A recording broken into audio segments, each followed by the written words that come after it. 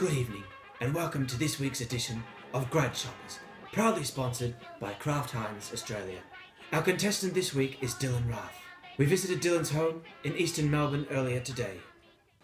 Unfortunately, Dylan wasn't home, but while visiting his house, we ran into his neighbour, who appeared to be a big fan of Dylan's.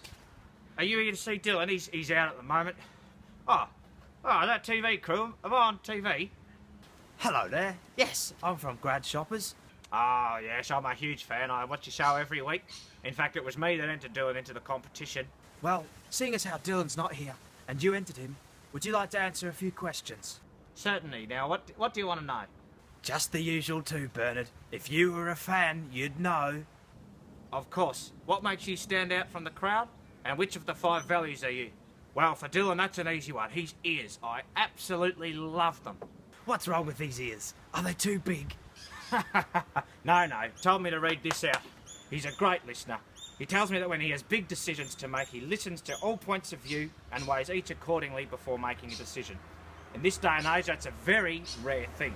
Most people these days tend to think that their opinion is the right opinion and go ahead and make decisions without any consultation. Ridiculous, if you ask me.